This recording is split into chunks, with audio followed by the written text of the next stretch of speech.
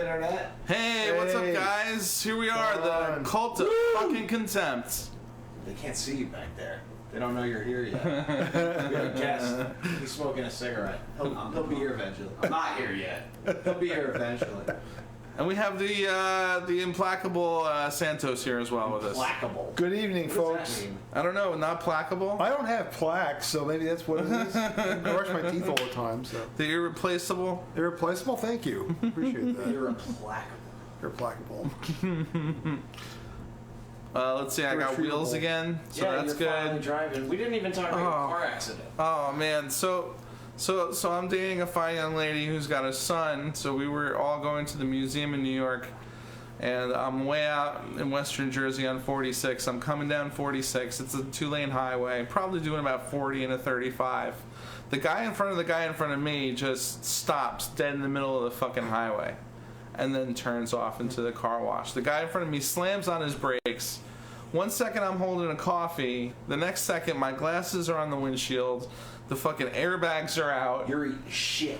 There's coffee everywhere. Fucking my CDs are everywhere. The horn is stuck. I get out. The whole front end is just fucking a wreck. It just looks like the Hulk punched it in the fucking headlight. And the guy in front of me, his fucking bumper just came off a little bit, and he was actually apologizing. He was like, I'm sorry I had to stop short like that. But, like, I just remember hitting the brake, and I'm like, no, it's not going to be a problem. The next thing I know, Yeah, now you're eating it. it's fucking totaled. So then I'm fucking sitting there. The cops and then everybody cleaned it up real quick. They got nothing else to do out there by Hackettstown. And then just my whole fucking hand is on fire. There's some, like, really hot, It's instant... like phosphorus that comes off of the fucking the airbag when it deploys. Yeah, it's like smoke. Super hot. Do you ever have an airbag No, deploy? never, no. It's like a fucking, like a smoky white nutsack just pops out of your fucking shit. And it's just like, what the fuck is going on? Like, it's instantaneous. Right. And it fucking just boof. Just boof. Wow. And It's like a parachute. I must have just touched my hands. It made my coffee go flying or something, but yeah, my hand was on fire. Like, it literally felt like somebody poured gasoline and fucking threw a match on my hands. And so then her son got home, and we just went to the Applebee's, and she was just like, get loaded. You need to fucking... and that really took the pain away. Were they with you? Yeah. Oh, they were with you. Her son was in the back seat. Back seat, holy shit. Yeah, it sucks. It's a way to make an impression. We're like, hey, we're going to go to New York. We're going to go to the fucking Museum of Natural History. We're going to see the big whale, the dinosaur. Now we're going to watch mom's boyfriend get loaded because you rented somebody. No, I sent this ass home before I got loaded, at least. But Santos luckily picked me up. Yeah, luckily I got your text because I just happened to walk over. I heard the text go off. I was helping a friend of mine install a TV set. I get the text. I'm like, hey, dude, what's going on? What are you doing? It's like, nothing really. I just want to pick up a TV set. And he's like, I got into an accident. I'm at Hackettstown. It's like, all right, I'll be out. Just give me a little while. I'll be out there. Right, that's right. So, Oh, here he is, our guest of the evening. Woo! Mr. JV Bastard. JV Bastard. All right. Thank you for joining us here on the Cult of Contempt. Long time coming. That's awesome, man. Yeah, he wouldn't come on until we were in the 50s. How long you know I think this you asked me to fucker? do the first one, right? Yeah. Yeah. And then the second, probably up to like the 15th one. I had. Yeah, I left right as you got like in the rhythm of it. Yeah, you did. Yeah, we found our groove and then you split, huh? Now you found us. And we lost our co-host. It is what it is, man. This Everything is a keeps different evolving. co-host. This isn't Jim, this is Santos. So We used to have this guy Jim for 50 episodes, and then he just disappeared strangely. who's the host then? We don't know if he got Oh, I'm the kidnapped. host. You're the host. I mean, I'm hosting these people in my house. He runs the equipment, so he has to be the host. That's right. So yes. like, what's the? I don't get it. What's everyone's title? What's your title, Phil? Co-host. Is there a title? Do we need titles?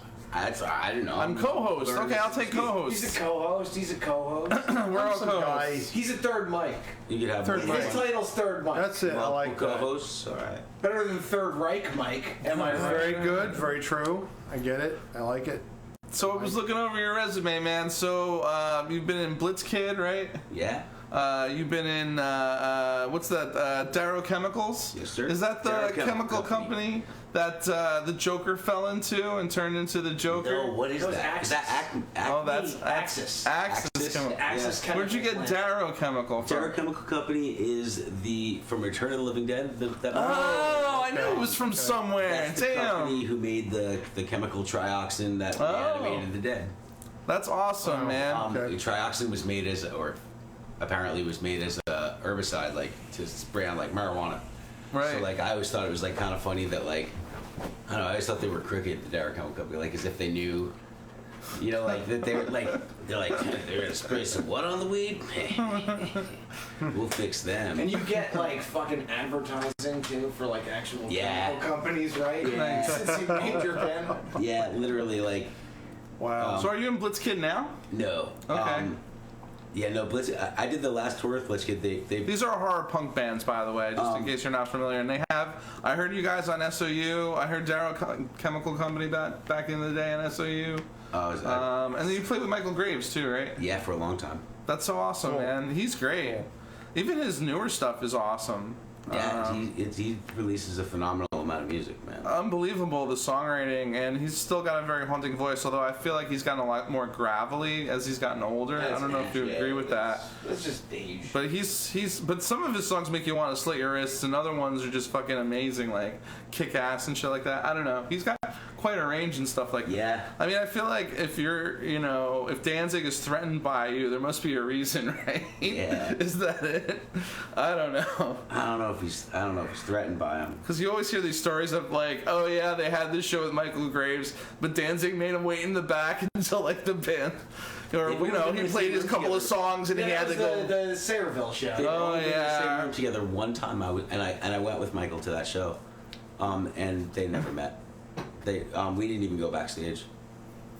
They've never What the fuck that's the is- closest they've ever been to one another. Is that all about As Glenn a or matter what? of fact, potentially. No, Michael was invited to play, and we had access to go backstage. I just, I don't think he really felt welcome. Oh yeah. I'm not to say he, for any reason, but we hung out behind Doyle's rig the whole time until he went on. Like literally, like the set started, we hung out behind the rig until he started, and Michael's part came up. He went on stage, sang his 4 songs, and he crowd surfed out, and he left. Like he literally crowd surfed his way to the way to back, go, got in man. his car, and drove home. That was a fun night. That's a fucking rock star move Yeah, right there. exactly. That's It awesome. wasn't planned like that. I mean, I guess just like how it went, man. Yeah. Hey, Dr. Chud had the sounds queued up. They He knows. Actually, no, they crazy. played that shit anyway, though. right? didn't. They Didn't didn't they? rehearse any of that shit. They But did it no, like, but I mean, Doyle's band was playing a lot Yeah. of that stuff anyway. Like Yeah. at the time, I don't think they were playing too much of their own original shit. That's when they had the body mic. Yeah. That's Goolsby was still singing for the band. Yeah, George was dancing. That was Gorgeous Frankenstein. George yeah. Franklin. Yep. It wasn't Doyle yet. Oh, Yeah. yeah. So how did you start out, man? Oh man. Back to the beginning, Joe. Back to the beginning. I don't know, man. How far back you talking, man? Like, what do you mean? Have you always been into music, or?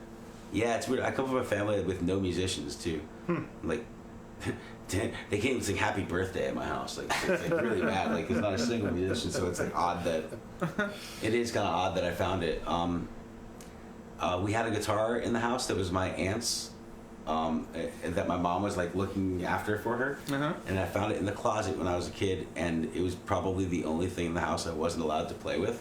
That I was ever told, like, So of course you wanted back, it. yeah, yeah. I became fascinated with it. So like every time like my family would leave or run in the fucking room, get the guitar out, smack it, do some shit, put it back, hide it.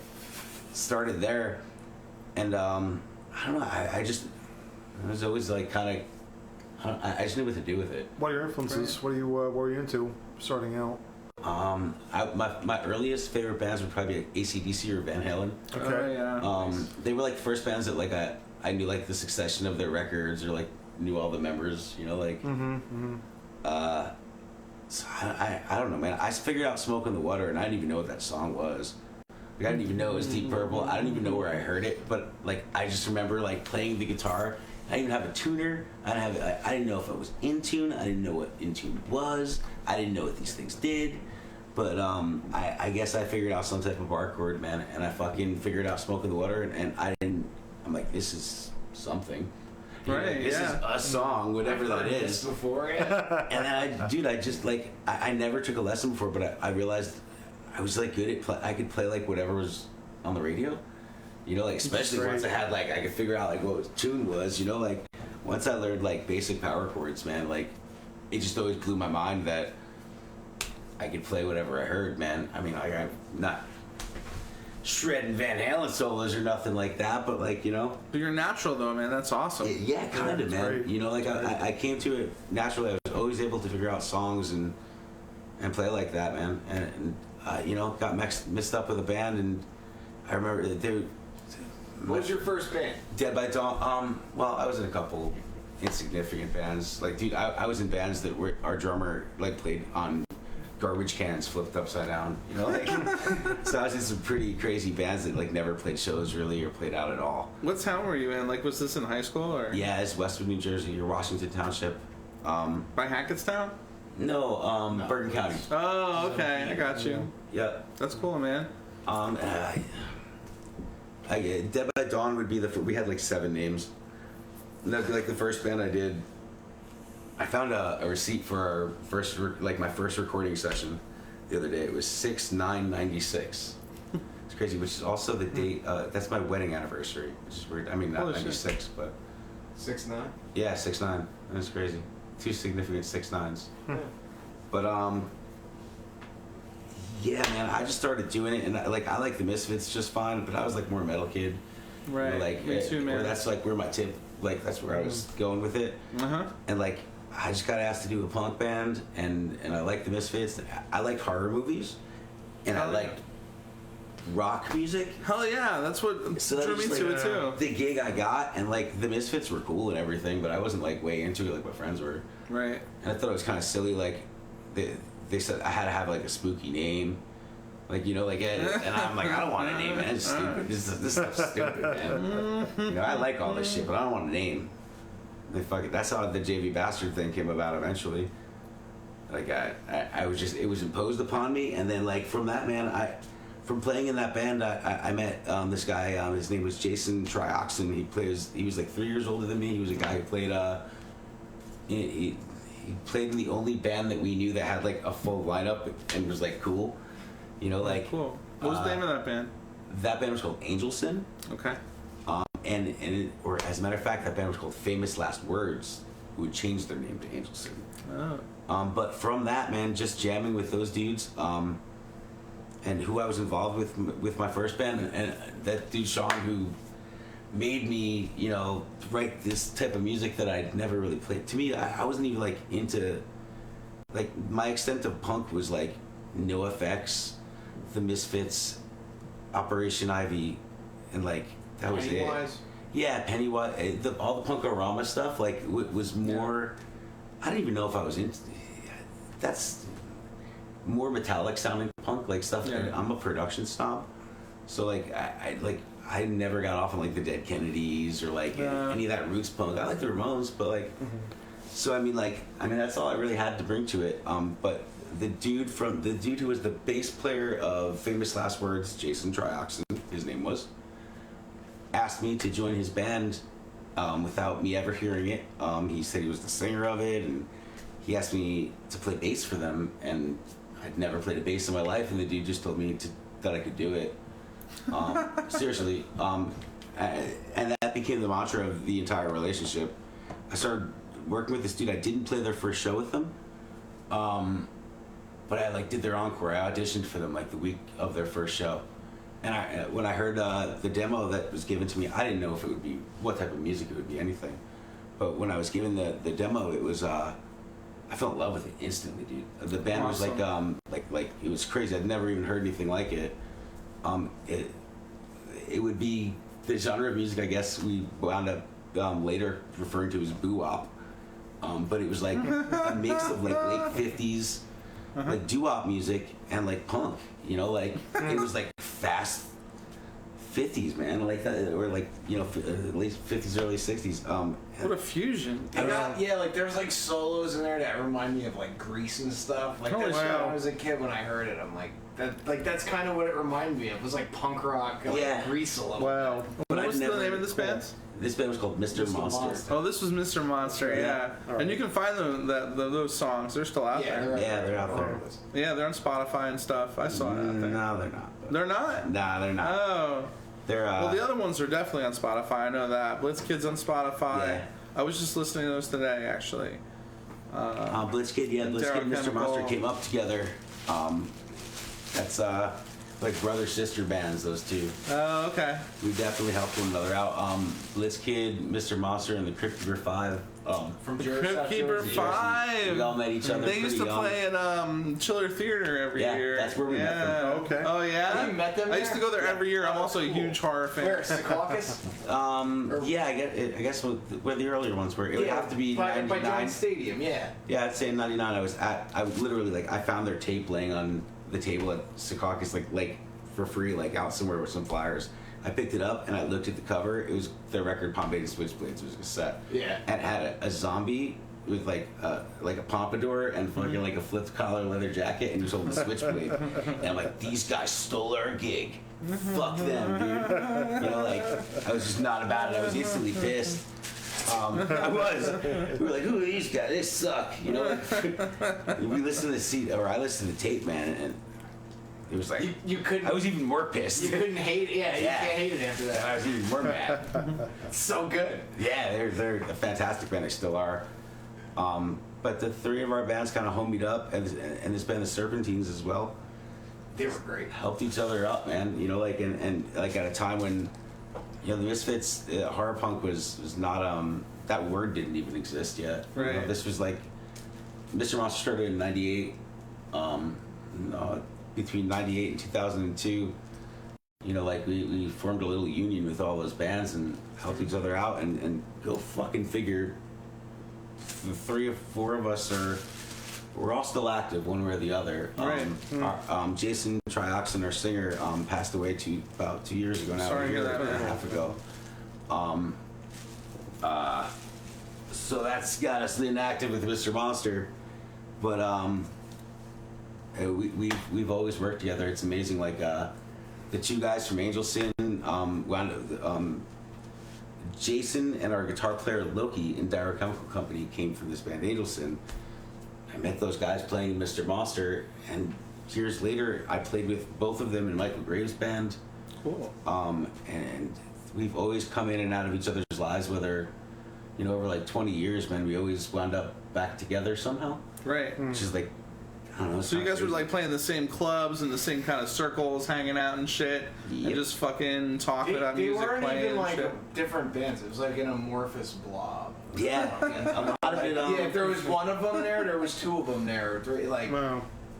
Yeah, we would take and turns. even with like Michael Graves, like fucking that was like when I saw it, it was you, Quincy, and Jason, and then for a long time Paulie Lifeless was there. It's like he was in there. Matt like, Johnson before that. Matt, yeah, it was like everybody was like had a foot in like 3 different camps, one way or the other. You could make a great map. You trust everyone. you play with who you can trust. And the other thing is that like those bands, or at least like Blitzkid and Crypt Keeper. I don't know how much touring they were doing then, but like Blitzkid and Mr. Monster were doing our own tours when we shouldn't have been.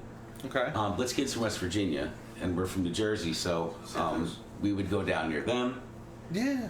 and we would play out of West Sure, why not? Virginia and do shows in their bubble and stay with them. And they'd come up near us, and Awesome. I mean, I don't know, we didn't know what the fuck we were doing. We really didn't, but it worked, man. We cheerled. Cheerled, is that a word? It could be. We cheerleaded one another. Why not? So long that Big like, cheerleader. Thank you. even through periods of like My last one. Sorry. Cheers. Sorry, I got the You got the Mins. I got the Schnapster. And it worked, man. Thanks, man. 22 years later, man, all those bands are still like in that scene, still active in some way. Like, It's great. and yeah, we all, every time we form a new band, it's one To of those those guys. bands. To the band. Still Yeah, killing that's, it. that's Yeah. right. Awesome. Damn right. They are still killing it, man. The Crypt Keeper 5 is incredible. Blitzkid is one of the only horror punk bands, or they're I believe the only horror punk band that ever was on a major label or indie. They're the major. horror punk band that broke. Yeah, like Century was like a major. Yeah, Century. They got signed to Century Media They Records toured at with one Face point. to Face and Yep. fucking. You know, it's like weird. Like labels don't know what to do with that. Yeah, no.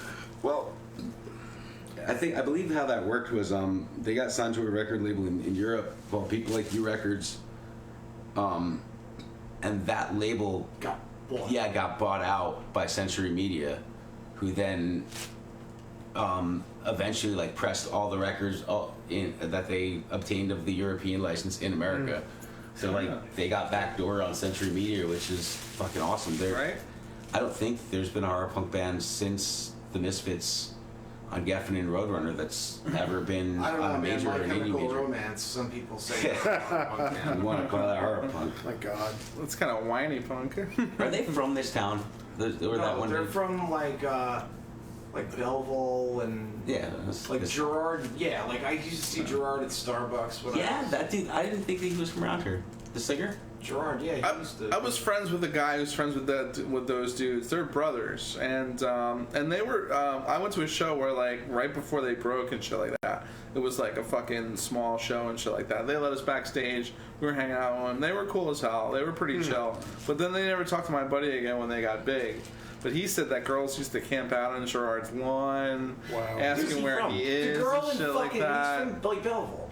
Really? The girl in Starbucks, like. It's the only time, the rare time I look at a barista and go like, what the fuck is wrong with you? She's like, you don't know who that is? Like, no, who is it? Like, that's the singer from My Chemical Romance.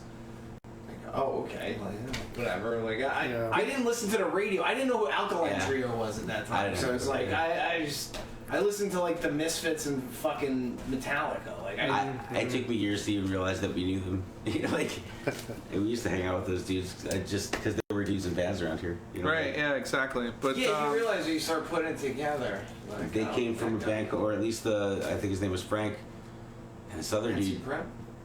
Pensy Prep. You're right, Pensy Prep. And Felix Frump. Felix. oh, Felix Frump. I think I saw. It might have been the last show at the Pipeline, if I'm not mistaken. It was my first time going to the Pipeline, and if it wasn't the last, it was like the last week, and I saw, and I want to say it was Felix Frump's last show too. That's what brought me out to it, and like we were friends with those dudes. I Supposedly- never saw them as like You know- we were in a horror punk band. They were in whatever would become My Chemical Romance, and we didn't have The music, Felix Frump guys anything in common. told me one Right. time that the reason that they got any kind of fucking play is because they were playing somewhere in the city and Bobby Steele was there and fucking like told some people about them and like people went to see them. They always gave Bobby like huge props. The guys that I knew the guy Keith from Felix Frump and like I don't know. I always thought that was like weird. Like I ended up being friends with them, but they were like fucking. They're like, Are they oh, Jesus-y? no, that guy was a heroin addict. I think Who? he was all. Keith was like a fucking. His eyes were like dinner plates when I saw him. I don't know, man. I always fucking. I loved those old bands. Like when I was a little kid when Felix Frump was a thing, and I remember like seeing their stickers and like asking the older people I knew, like high schoolers, like, "Yo, do you have a Felix Frump tape?" They're like, "Yeah." And I fucking like I was like a little kid, but that was like the thing to like be excited about. Like that was like yeah. the town kind of like area band. Like Oh, yeah, it everybody was. knew. Dude, Yeah. I was in 5th, 6th grade when you knew who Felix Frump was. Yeah. We thought it was like a great name too. Like we thought it was hilarious. I remember Yeah, I like, did they too. were a big deal, like to whoever. I mean, like I didn't know who the fuck they were, but like everyone else did. When I feel like going to that show and be like, those dudes, Felix Frump. Do you? I walked like, past their sticker on a fucking stop sign every day when I was a kid. I saw them live once, and we hung out with those dudes. Like I said, man, we were doing a fucking horror punk band, like out and out, man. Like it was obvious what we were doing. Yeah. There's just nothing in common with us and them. Like, So what's your timeline, man? So with these like 3 bands. So like when were you in each one and shit? Like how did you get to play with Michael Graves and shit? small town, man. Jersey's a small fucking little bubble. You took the Gotham Road, bro. Yeah. No, we out of Mr. Monster had ties to the Misfits in a lot of ways. Like, Right. just pretty fucking cool guys, man. So, you know, of course the Misfits thought we were all right. And, you know, like, Jason worked for them on the road a couple times. Cool, man. They had done this band out of when Michael and the drummer of the Misfits first quit the band. They did this band, the Lost Boys. Oh yeah. They did like 2 Down the shows. shore, right? Yeah, they Yeah. did 2 shows. Jason was their bass player. And so we knew them out of that. Mr. Monster would open for the Misfits. That's awesome. But ultimately, Michael Graves lived in Dumont, and we lived in Westwood. Right. I live in Dumont, that's where I'm from. Holy crap. And Michael, I guess, you know, he joined the band really young. You know, like when he would come home from tour, like I guess if he wasn't living in between places he would live or whatever, he would just sometimes come home to Dumont and live with his mother for like time in between the tour.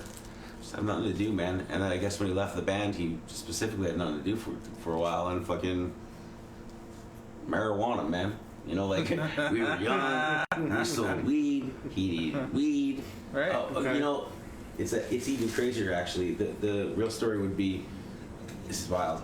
Me and our guitar player, Loki, were both dating a girl. Or we weren't dating her, but we were both like Just fucking her. We were fucking this girl. And we lived in the same, not only the same house, we lived in the same bedroom together, and neither of us knew that we were fucking this girl. And 2 years later, too. She got game that girl. Damn. There's, you know who it was too, dude? We went to a concert at the Birch Hill nightclub with that girl. Oh, the Birch Hill. Bro, it's even crazier. It was Lincoln Park on a Sunday at the Birch Hill. It was $8 for the ticket, and it was the first time they played New Jersey. Holy shit. Point of that story is that me and him stood in the audience holding this girl's hand on either side. So crazy. But I mean, whatever the case, nothing ever happened of it. But this girl lived in Lodi, right across from, like, she lived right near the DMV, like behind the DMV. I was just there today. The person who lived across the street directly from her was Dr. Chud, the Misfits drummer. Holy Wow. And I remember, like, I don't know, man. Holy we shit. were young, and fucking the Misfits were like, I don't know, we were just assholes, you know, like, so really, we never cared that he lived there, you know, like, we Right. never went over there, said anything. I remember it was me, Loki, our guitar player, and this dude, Tom Logan, who was our Tommy Tech, we called him, and he had a car. We didn't drive, me and Loki. So he would just basically drive us around. So he comes, we're at this girl's house one day. This dude's third wheeling it, or I guess we're both third wheeling each other. We didn't know. But this girl's mom, wheels. we were like, I guess the 3 of us were jamming, and we were looking for like a drummer or whatever we were looking for. And the girl's mom was like, "Oh, David across the street, just his band just broke up. You know, they're looking for some guys. Why don't you go talk to them?" And me and Loki were just like, So awesome. whatever. And fucking my friend Tom, like, his ears went up, dude. Oh shit. And the kid went over there and he dropped the fucking demo on fucking Chud's car, and fucking with a note and everything, and he called him, dude. Like, He dropped it on his car and he Yeah, got the call. He got Wow. the call. Holy He went shit. down there, he auditioned, so did Loki. Loki didn't have any gear, he didn't have any, you know, whatever. Yeah. Tom got the job. Loki went along as a guitar tech. And he joined what would become Graves, the first Michael Graves band, the first real Michael Graves band out of the Misfits. They did that for about 2 years and That was then imploded. Yeah, It what a was good that band. album? Web of Dharma. That's an album worth checking out if you can find it. Through that situation, Loki, the kid who lived with me, one of my best friends, he was Mr. Monster with me, he came from that band Angelson. He and Michael became really close. They wanted to start a band coming out of, that band broke up, the tour ended, and him and Michael would just hang out in between the tour. Cool. And that's where, like, Michael started coming over to my house, which is real weird. So I got a lot of friends who were Misfits fans, and Michael Graves would come over and play video games and smoke weed, like, on our couch and shit, like, How real awesome. randomly. Cameo. Yeah, Is this real? Yeah, right? oh, dude, it was really weird. It was Wow. shitty for the girl. It sucked for us with the girls, man.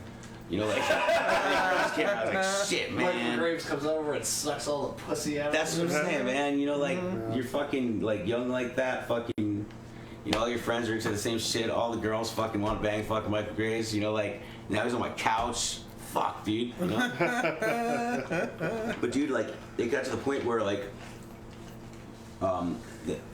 dude, I met him several times before this, but Mr. Monster had broken up, and we had a drummer who was fantastic, and I just knew that I had to hold on to him. I had to keep in touch with him. Fuck And, yeah. like, whatever I do in the future, I have to remain close with this dude because he's incredible. You know, like, so his band needed a dude. I guess they got signed up for some Misfits cover gig they got roped into, and their dude didn't know how to do it, so they asked me to come in and play these Misfits songs on guitar, like teaching them or just helping the band along just for these 2 gigs. So I'm practicing with these dudes in the basement. Fucking Michael Graves walks in while we're playing. You know, so like that's kind of weird. Like we're doing Misfits songs and singing Misfits, albeit we were doing all we had no 95 shit in the set, but he came down and he just sat on my stairs, man, and just watched us. And like we didn't stop, we just kept playing.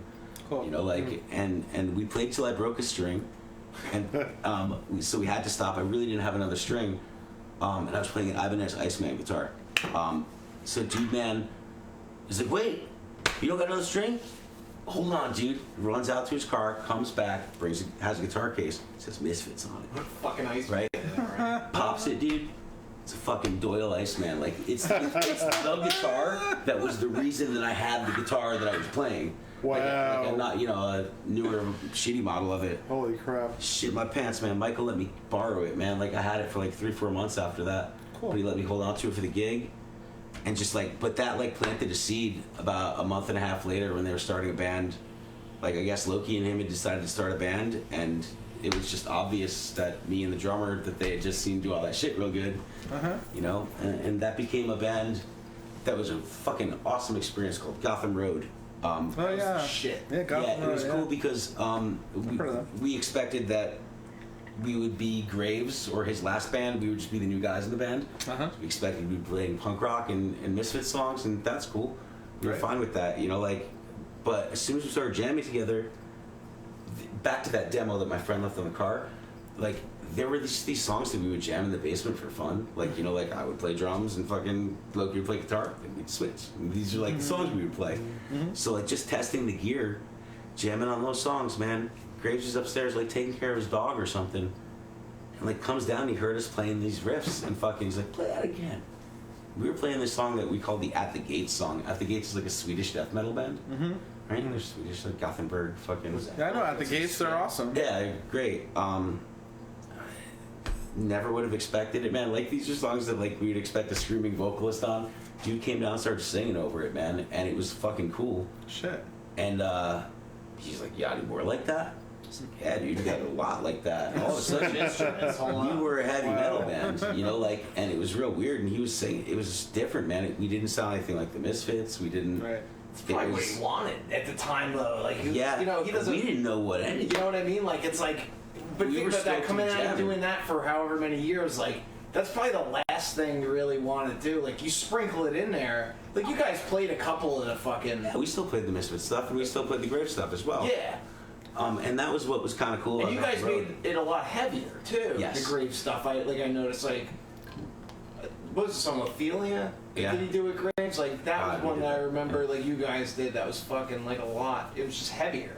Thank you. I agree, man. That we did kill that song, man. That was really cool. Like, so many bands did that song, and it's a shame we never got to record it because like we had a cool spin on it that the other bands didn't. Even our arrangement was a little different of it. Never committed to tape. But Gotham Road was awesome, man. Like, we could like, it would be said that we seamlessly or blurred the lines between punk and metal, and it was fucking true. We did, man. That's awesome. Like, we could Wow. go from playing like a 50s doo-woppy fucking Misfits hit to an At the Gates song, and somehow it just fucking worked, dude. That's awesome, man. So like, That's great. I was only 19 when that happened, man. And you know, like, I'd been on the road before, like renting cars and going back and forth to West Virginia with Blitzkid, Right. or at Mr. Monster with Blitzkid. and like never going out coast to coast. I think the farthest Mr. Monster ever made it was New Orleans. Cool. But I mean, like out of that experience, I got taken into Michael's solo band, and one thing after another, man. I toured with Michael for a total of like 10 years on and off. Awesome. You know, like, Wow. we would tour heavy. We'd always do spring and fall, 55 dates at a time, from 2003 to 2007, and then from 2009 to 2012, and then from 2014 to 2016. Spring and fall every time, man. You know, like Wow. And where did you guys go, man? coast to coast, man. Yeah? Wow. Yeah, That's awesome. We didn't. I've never left the country with Michael. He didn't start doing that until recently. Now they go. It's crazy. They go everywhere, man. They're like literally everywhere. Yeah. It's fucking nuts, man. That's awesome, man. Dude, they're doing cool stuff, man. They're doing like full Misfits records back to back. Yeah? You know, like his whole era of the band. Like Cool. they're basically doing like his entire discography in one set. That's awesome. I mean, that's really taking them everywhere. You know, like it's fucking cool, man. What are your impressions of Michael after spending so much time with him? It's weird, man. Like, what do you mean impressions? I don't know, like, what do you think about the guy? Like, about the way he makes music? Like, Then just him or as a now? human? Now, I guess. Maybe both. No, it's kind of hard to answer that. I mean, like I admire him a lot. He gave a chance to some kids. He believed in me and gave me a shot when I probably shouldn't have gotten one, or you know, like in any other instance I would have. You know, I was 19. I'd never been on the road before. You know, I guess he was 19 when he. He must have been a talented his dude. shot He took too, you know? everywhere. Yeah, I was lucky, man. I was fortunate. I know that the guitar player Loki definitely swung for me. Cool. You know, like I said, man, I'm forever in debt to having opportunities like that. I mean, like I obviously kept my job and made the best of it and earned my keep, you know. So, Right. but I you know, I was able to walk out of that band and start my own band and be a dominant force. Like by the time I started my first local band, we were fucking kicked ass, dude. Like just like because we Was had. that Doomsday? Would you consider that, or Yeah, that was Doomsday probably the first Prophecy? one. We started heavy metal, but What like was that, like black metal you would call that, or No. fucking? I don't know what that's Damn, called. man. It's You heavy really as don't. fuck. No, I don't. It's as heavy as fuck. man, that's what you think black metal sounds like. I don't know what black metal Black sounds metal like. sounds like shit. I thought black metal was black dudes playing metal. No, dude. Black metal sounds like you pressed play and record on your fucking boombox while your band was jamming, and you like tried to play Slayer faster and eviler. That was some aggressive You shit. wear makeup at rehearsal. What were you in C? C? What were you Dude, we're tuned to in. then? It was We fucking weren't like, that low. Oh, I thought it was like super low. For the type of band we were, it wasn't low. Which is strange, like because all bands, modern metal bands, especially like that was like the era of like gent and deathcore and all that shit. Oh, like, yeah. It was like tuned to X and shit. Yup. We really, dude. I'm not tooting our own horn, but we really stuck out, man, and we fucking moved the bar, man. It was awesome. Like we came into a local scene and fucking like it's like all right, it was the best fucking band.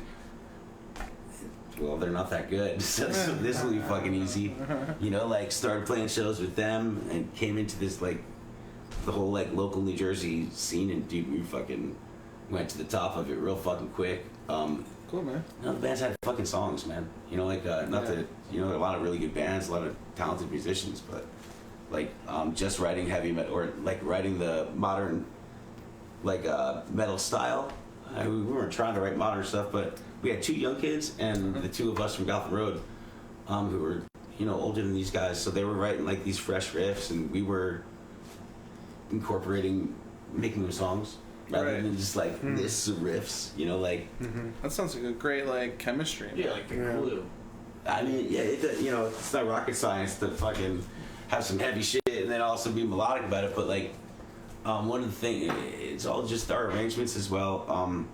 I would arrange heavy metal songs like punk rock songs, like intro, verse, chorus, verse, fucking. So like, you knew what to expect. So there'd be all this like crazy like, whatever time signature, like 2/4 time signature riffs with breakdowns and shit like that. and all this odd, chaotic metal shit you'd expect is going on, but it was put in a way that like made it still a song. Right. You know, It's digestible. none of our songs were. It was crazy, man. With effortlessly, we really fucking stuck out, and it really worked. But I'll tell you, fucking metal music's hard to play, man. Yeah. I mean, I don't mean physically. Like, it's a tough genre to cut it in. Despite what I just said, you know, I guess our area wasn't that good either. You know, obviously we weren't the greatest band in the world. Because I mean, we ran our course or whatever, had a lot of opportunities. We jumped ahead really fast, but to stick it out in that genre of music, it's very competitive. It's very it's a tough genre to cut it in, dude. I was in I feel like the fans expect a lot too. they do, and they're also like this is the beginning and end of Doomsday is the beginning of Darrow. Is that we started Darrow Chemical Company to have an outlet for basically our friends and bands would come to town from like all the horror punk bands, and we would usually book shows for them. So, and it was easier if we were in a band. So like we'd bring our friends out when they would play with us and they'd stay with us, and for the longest time we didn't have that. Like we weren't playing in that type of band. So it was like a friend of mine moved back and like we had to start a punk band, so my friend would have something to do, and so we could book our friends' bands. And like so we just did it for other people kind of. I had written most of the songs. I'd written all of the songs at that point.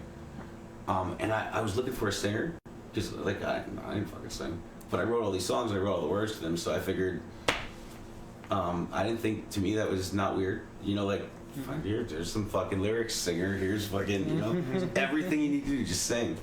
We never even auditioned a singer, man. It just, we went about 3 years in a basement, like never having played shows, anything like that before we would ever play a show, and the band forced. I would Do you sing hear for- that? 3 years in a basement, and that's after he was successful. Dude, I played 3 years. I played every Wow. instrument in that band. At some point, I played every instrument. I mean, not on stage. I've never played drums on stage in Darrow, but I've played every other instrument on stage at some point. But I mean, ultimately, it was the strangest thing, man. Like, Darrow would, we owned a t-shirt company. Like, we had a screen printing press, and like, Cool. we're making our own merchandise and stuff like that. That's another thing, like bringing the DIY aesthetic to the metal thing with Doomsday. You know, like we had killer, like fucking 6 shirts and fucking Nice. like our presentation was good. That's great. But It's great to get your message across and for marketing and shit like that too. which I loved, man. Like, you know, like Because you can stay true to your vision and shit like that. yeah, I love. You know, sometimes I say that I'm in a band to have the merchandise for my band. You know, like it's like I feel like that sometimes, at least. You know, like it's like I love that shit. I love making it so much. I love creating it. Whatever the case, dude, we were doing these 2 bands at one time. Doomsday was really doing it, dude. Like in an aggressive market. But the weirdest thing is like we couldn't make any money. Like we can get great gigs. We didn't sell tickets to play. We didn't we couldn't sell a t-shirt to save our lives, and we had a lot of fans. Fucking buy nothing though. You know, like it was just the strangest thing, man. And then we would play with this punk band that fucking, you know, I was a singer of, and I never sang a day in my life. We weren't very good at all, especially at first. We didn't even have a record, and we would like our numbers would kill Doomsday, and we'd make a ton of money. Holy shit. And people were not to say people weren't appreciative of Doomsday, but the feedback was Darrow very is different. more digestible, I think, to people. What's I your think word it's- tonight? Digestible. You'd think a metal audience would digest. No. They were our fans, man. I mean, they would come out to see us. But you know what? I still Darrow's support gonna it. open you up to so many more people because it's kind of poppy in a good sucked, way. though, Like, man. it doesn't matter. Like, we were good. I've always thought that every band I was ever in kind of sucked, but it's not. I didn't, man. Darrow's the only one that, like, it got to a point where, like, I mean, it's not that Darrow was doing better and we stopped doing Doomsday. You know, there were other things going on, but it became, like, ridiculous. Like, Darrow didn't do anything. We didn't spend any money to be that band. We didn't rehearse. We didn't, like, Doomsday had, like, a rehearsal studio. We paid all this fucking money for it. All we did was put money into this band and time into the band. Right. And everything with Darrow was like done in a weekend. And the feedback we were getting for that was tremendous. Weird, man. And so eventually we nurtured it, and just dudes like running out of like to be a metal band like that, dude. Like just the maintenance of playing. Like I come from touring bands, man. Like we don't rehearse once a week. Right. You know, like once you've gone out on the road and played the same songs like 55 times in a row, Yeah. twice a year, Right. consecutive years. Right. It's burned in your brain. Yeah, it's burned in your brain. And Do like, you guys even do one before you go? yeah, we would do like most one? bands I was in do 1-2 rehearsals before a tour. Yeah, I mean, and you don't even need Tighten to up do the that. fucking clear Yeah. out the cobwebs a little bit. Clear out the cobwebs. Work out more like transitions. You know how one song works to another. So Oh, I you gotcha. play the whole song. You know, like just the ends of all the songs into the Yeah. beginnings. But it was crazy, man. The maintenance to play the way that Doomsday played, to play that type of music. It took maintenance, man. We had to practice, and when we didn't practice, you could tell, man. You know, like it's fucking tricky shit. We were really good at it, but dudes ran out of time, man. You know, like dudes didn't have the time to put into it, and somehow even like with Darrow, like Doomsday, we could have done a lot of things, like had we had a van or something like that. We were never gonna earn the money for one in that band. It was never gonna happen. But with Darrow, we started doing we put out the first record on our own, but like crowdfunding. What was it, Indiegogo we were on? Okay. Fucking killed it on it, dude. I don't Yeah? know how the fuck we did it, man. We were very successful. I think I don't know if it was 2 or 3 campaigns we did. We killed it, dude. Yeah. We made like 12 grand on one. Wow. Wow. And then we made like, I believe it was a total of 16 grand on the second one. Good for you, We man. bought a van, dude, like fucking a trailer and fucking all the things we could need, and fucking we were booking our own tours, and it worked, dude. Darrow as an independent band did 3 coast-to-coast tours and a Canadian tour, and we did like a short burst where it was Michael Graves and us on the road together. Awesome. It was like the regional though. Incredible, man. Fucking, we won the Ernie Ball Battle of the Bands for the Warped Tour. It's like some online fucking thing. So awesome. We were the number great. 1 punk rock band in the country, you guys actually. were on the Awesome. Warped Crazy. Tour, right? Yeah, dude. I played PNC Bank Arts Center, dude. It's fucking Wow, crazy. that is fucking I know, awesome. right? That's I've been going great. to see Ozzy. I've seen Ozzy there since I was like 16, dude. Right? Me too, man. Yeah, dude. It was crazy. That is great. It was huge, Awesome. man. What was that You experience like? guys played like you didn't play like the main stage, did you? No. Because No, I saw dude. like when I was a kid, I saw King's X open. I don't think anyone did, to be honest with you. I saw King's X play like on like the Gigantor or something. That was like their Yeah. first big like outing, and it was like I don't know. It was like I was never at a show like that where I'm like, wait a minute, there's like 4 fucking stages here, like, and it was just like at the beginning of PNC or wherever. Where were you? Like, In the parking lot, dude. oh, you were in the parking lot. Everyone was though. Like I mean, like I don't know if any bands played the amphitheater. Okay. There were. I'd never even left our state. I'd never been to a Warped Tour before that in my life, dude. It's I've just- never been to one. Yeah, that was the only one I'd ever been to. And I think it was the second to last Warped Tour, or maybe the last. I don't know. It was awesome that we won it because of it was, dude, we were fucking number 1 at something in the country, or like, Fuck you know, yeah, that's the genre awesome, of man. music, you know, You like should be proud of yourself. That's I awesome. was very proud of ourselves. We worked pretty fucking hard for it, and it wasn't like a battle of the bands. Like we had to play shows. It was like an online contest where people Right. just voted for your band, you know. Yeah. But still, And not only did we finish on top in our area, but we fucking finished on top in the fucking contest. it's fucking awesome, And man. it was really awesome. Amazing. And it was like perfect timing because we had just came off the crowdfunding thing. We had already booked a tour to go along with this, and we just finished the record. So like everything was in line to like, we actually were able to release our record 2 weeks earlier and expedite everything to make it in time to have the record at Warped Tour. Right. I remember we spent like whatever we had, man. I remember I don't know if it was 17, whatever we made on the thing, the crowdsourcing thing. We had me and our guitar player didn't even have jobs. We didn't have licenses, nothing. Still managed to come up with like a couple grand on top of it. We had spent like 19 grand in like 2 or 3 days, dude. Wow. And fucking still managed to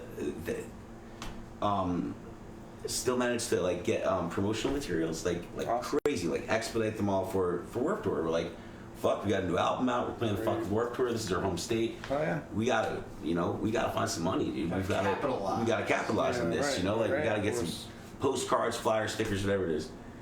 I think we had printed like a couple thousand, probably just. I don't think we did 10,000. I'd probably say like 5,000 postcards, a couple thousand stickers. Fucking, we had ran out of them in like 25, 30 minutes, dude. Like, Get out! everything, Wow. dude. We didn't even like penetrate it, dude, a little bit. That's It awesome. was pretty disappointing, actually. Yeah. And I'll be honest with you, the show really wasn't that good at all. It was Really? yeah, it was pretty brutal. The way those shows are set up is it's like we were in between two popular bands in the afternoon. Okay. So like the majority of our set was people walking or running from one stage to the other. We probably played in front of like 7,000 people walking past us. We played to like a handful of kids, unenthused. Johnny Knollwood was there. We probably played in front of like fucking 200-300 kids. Yeah. In an open parking lot who never saw us. They were like young kids, Still that's- awesome. That's Didn't the get best thing is like or know any of our that shit. childhood mystique of like just wandering around a show like that. Like, oh, what is it? Like, what band is this? Like, you just don't. I found bands like that. Hell that I yeah. liked, like just fucking wandering around. I would Yep, love to me say too. something good has come of it, but I have never heard one person ever be like, "Yo, I saw you guys where I heard about you guys." I've never heard feedback from that show. I guess I went to 2 Warped Tours on Randall's Island, which was a horrible venue, but they were Yeah. amazing shows. This was in the late 90s. I mean, I saw like No Effects. I saw that's fucking awesome. Alkaline Trio when they were fucking hot and they just came out. Fucking like all these bands, like all kinds of weird ska bands and shit like that. And like, yeah, there were a lot of like minor bands that you saw between because you were like, all right, there's like 5 bands I want to see on this stage, or there's like 3 bands I want to see on this stage. So like you would see some of the bands in between, maybe you check them out and stuff like that. But mostly you had kind of like a list you were checking off when you were Game there. plan, Like, yeah. yeah, you were Nah. like, I gotta see these guys, I gotta see those guys, and whatever. Like the Mighty Mighty Boss Tones played, that was Riot pretty Fest. cool. I gotta see the Descendants. I gotta see X. Oh, the fucking Descendants, there you go.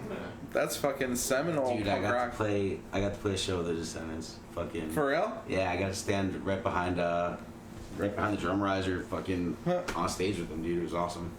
That was like one of those first bands that I heard in punk rock where they played like really fast. Yeah. And I heard like they really even like influenced No Effects and a lot of other bands because they were just like there wouldn't be pop punk. I don't think Right. like we know it today No. if it wasn't for them. exactly. So like so who are you with now, man? So Now. what's going on? Or like so Darrow, are you still like doing that or Yeah, we're still doing Darrow. cool, man? Have a lot of music written. We're in between like members right now. Gotcha. We've been replacing our guitar player who started the band with us. There's 3 original members there had been 3 original members of the band left, Yeah. which by design was always the 3 of us anyway. Right, One right. dude left. He's still playing with Michael Graves, that dude, Holy shit. and that band is so fucking busy. They're he doesn't have time for it. Fucking, Right. and he's doing great. It's not. So much he's trying to motherfuck me or anything like that. right. Like, It's just what it is. Yeah, it's what it it's is. just what it is, and like, dude, when you're on the road like that, that often, when half of your year or more than half of your year is spent doing that, especially consecutive years, it will fuck your life. You have no idea. To wind, when you're, You're just putting everything on hold, and you're like, I'm on tour you're and 2 shit, and months on, that's what you're 2, at. 4, 6, And everything else has to go around that, right? 55 days. Yeah, you're 2 months on, 2 months off, man. And that in between, you can't keep a job doing that. Right. Really, And you probably don't want to fucking play in a band in that in between either. you do. Do you? Yeah, you do, because you don't know anything else after a while. Oh yeah. It just and the routine of it, man. It doesn't hurt until you stop. That's true. Yeah, dude, it'll fuck your life, dude. Like I said, you can't keep a job, fucking try to keep a girlfriend even, or you gotta have a fucking pretty tight relationship Right. to not be there half your year. Right. My friend's dog doesn't recognize him anymore. You know, like, Wow. it's fucked up, man. It's like after a while, man. You know, it becomes, what do you have a car for? Like, yeah, it becomes, what do you have a house for? It becomes, you know, like, and it'll fuck your life in less than that, man. You're like Rambo. Like, you know, like there's not a lot of chicks. There's not a lot of chicks who are. They all say that fucking. You know, like, oh, I'd be fine if you go on tour, fucking, you know, and they use, some of them are at first, man, but nah, dude, when you're gone half the fucking year, dude. Yeah. You know, and you're not. I mean, like, you're You not coming can't home. bring her and shit like It's not that. like you're coming home rich, you know, like, it's not Yeah. like, you know, it's fucked up, man. Half your year, you're doing great and living great and everything's fine, and it seems like, you know, you're making good money while you're doing it, you Right. know, like, but when you're not, it's not like you're bringing anything home. Right. You know, like, you're still traveling, so like, You're I mean, doing it for the love costs of money. music, right? Yeah, you're doing it for the love of music. I found I'm a little over it. It's I've done this enough now. You know, like as far as like I've gotten my woohoo going on tour jollies out. You know, like not to say I don't love doing it, I do. But it's a fucking lot of sacrifice, man. It's a Right. sacrifice of your body and your things. I've had all my gear stolen twice being out on the road. Jesus, like just like that's you're horrible. just putting yourself in situations where like shit goes wrong, man. Shit's Right. gonna get fucked up. You know, like it's gonna cost you, and it's personally, financially, fucking. What are some and- of the craziest stories you got on tour? Like, Oh, dude. That's the like go-to don't ask question. That's that's why I'm asking it, man. There's That's a why guy I'm who asking it. there's a guy who just wrote a book, like on that topic. Like he was like a famous interviewer, and he made a book of that question. What are your craziest tour stories? Which that's is a challenging thing because no one ever answers it. Like people just always. Yeah, that's the kind of shit you don't want to talk about. Like 'Cause you by can't ascertain accident, I it, sex usually. trafficked a child on tour. I'm not gonna tell that story. Yeah, you have. What? You kind of have. I kind of have half, but that's what I mean. It's like that's sex my craziest. trafficked child. Yeah, a 22-year-old teacher fucked him in Rhode Island, and then I drove him back to New Jersey, and then his dad called me for parenting advice. And I don't know what to say to that. Wasn't the dad like, oh, well, should I get him a room and shit like that? Like the kid That's was why into it. It That's wasn't why I like can't quantify it. That's why I don't talk about my craziest tour story, because it's like he's like fuck. 17. He's like banging a hot 20-year-old teacher. Like, you know what I mean? Like it's a little She bit wasn't different. Okay, she wasn't hot, but still, like you're That'd be a like, different scenario if it was a girl. I'll tell you that much. yeah, Still wouldn't be in jail if that was a chick. right. Got a warning about that too from another weirdo. Hey, a lot of crazies out there. Who's your asshole of the week? We Are we an closing it asshole up? or a I was hero? gonna ask- That's how we end. No, who is it? We end every show with an asshole or a hero. Jim wanted us to have a hero of the week. Yeah. I like personally just having an asshole of the week. Yeah, well, that's just We having don't an have to asshole be week. positive. It's culturally Jim's not here intense. anymore. We don't have to pretend. Asshole of the week. Who is it? Everybody picks one. First. My asshole of the week is the guy who stopped short on Route 46. That you hit. Yeah, no, I hit the guy in front of me, but Oh. the guy in front of him stopped short. The guy who got his car washed. Yeah, so fuck that guy. I hope the tire rolls off your wheel and smacks you in the forehead. You have an asshole of the week? You know what? I do You too. have an asshole of the week, yes. There was a whole big deal. This is going to be for last week because it's been a while, but when Kirk Douglas died, Right. there was a whole deal about people paying tribute to him, the memorials and the whole bit. Homage. Homage, yes. Nothing was said about the fact that he apparently raped Natalie Wood in Natalie Wood. 1954. She was 15. She didn't live to tell about it. Natalie, what is she? Christopher Walken drowned her bitch ass. Yeah. She's a a modern actress, though. She was young, pretty. Yeah, a cunt. she was in Miracle 34th Street. She was a little kid, and then she was an actress throughout the 50s, 60s, and 70s. Right. Robert Wagner. What's her name? Natalie Wood. Yeah, she was Okay. married to Robert Okay, Wagner. I'm thinking- Number Yeah. 2. Yeah. Number 2. Well, she caught him in bed with another guy. That's why they split up the first time. Oh. Was it Cesar Romero? That would have been great if it were, but I don't know if it was. There's so much, like, there's so many stories like that when you get back in the day, though. Like, Yeah, like, that's true. Everybody was gay back in Brando. Brando had his, he had his moments for sure. I was gonna say, like, when you look at like Elvis was fucking. Was he married to an underage? Oh, he was a girl? Or hillbilly. He was banging fucking. Priscilla was underage. Yeah. Oh yeah, that's always been a prevalent thing in rock and roll. It didn't Jersey get Lewis. it didn't get like upsetting to anybody until like 1992 when people were like, But the thing What the was, fuck? she was in, Natalie Wood was in such bad shape, she had to go to the hospital. He told her that if you tell anybody, it'll be the last thing you ever do. Apparently, he raped her for about several hours. What year is Jesus. Oh my this? God. Yeah. What year is this? 54. Kirk Douglas was a monster. He was a Yeah, monster. he He was was a kind of very a douche. angry dude. Yeah, so that was the one thing I thought of. It's like, and one person mentioned it in passing, but didn't any details on Facebook. I'm like, so I was like, oh yeah, that's right. And so it's like, you know what?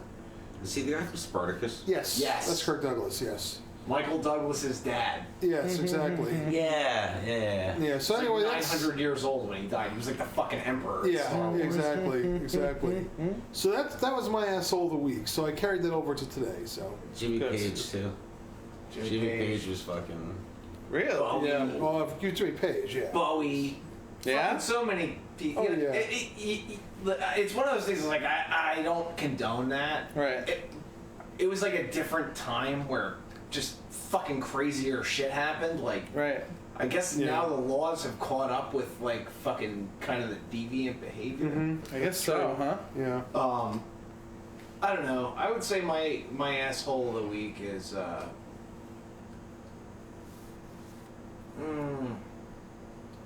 I don't know. I would say one of my coworkers who just took a 2-week vacation, Okay. but just told us like the day before, like, oh yeah, I'm not gonna be back till the 24th. So Oh God. that just fucking made me want to strangle somebody. You're like, great, now I've got to fucking do all this shit, Wonderful. and I didn't even have any fucking warning. I did all of it, and then I'm gonna be alone, like at work. Like I'm gonna be the only one there. I told my boss, I'm like, it's okay. I'm used to being the only one here. So, whatever. That's my asshole of the week. Nice. My coworker. Fucker. Well, you're my hero of the week for giving me a free guitar. So Oh, there you go. Oh, man. thank you, man. Nice. Thank you. Yeah. Nice. Nice strap. Not a lot of dudes who will do that, man. Yeah. You've done it. Me and you have both done that a couple times. Well, I got 2 year axe. Yeah, you're a twofer, man. I just You. take him. I fix gave him him in- my hollow body. Remember my hollow body that could not be repaired? Yeah, Dude, It I gave- had like a. It was like a weird something, or- fucking like. What was the name on it? Delta Oscar King, Schmidt. Oscar Schmidt. Yeah. Delta Oscar King. Schmidt. Yeah. This motherfucker got it back in working order. Cool, man. Yeah, fix it up. I wouldn't touch it. I remember you gave it to me to fuck with, and I was like, Yeah, yeah, good I know what axe. I'm doing. Good guitar. Yeah. Thanks, I dig man. it. I'm glad I'm your hero. Yeah, no That problem. makes Oh, me feel there you good, go. 'cause I tear people down, so I'm glad I can build people. Joe, who's your asshole of the week? Me, Why? I'm the asshole of the week. I don't know, cause Why not? I'm sure I deserve it. I don't know, cause no one else is the asshole of the week. You know, like I just stupid shit all the time. All right. Me, There you go. Joe's the asshole of the week. Well, thanks for coming on, man. It was good to have you. Yeah. Fucking always wish a I pleasure. came sooner, man. You should have come. Yeah, sooner. man. You're always welcome back, man. Cult of contempt in me, just like our timelines fell off. Oh, we definitely did. We gotta have you back though. Hell yeah. Next time you're in town, man, come on back. Yeah, it's We're fun. out of here, guys. All right. Love Take care, ya. folks. Have a good Peace. night. Be safe.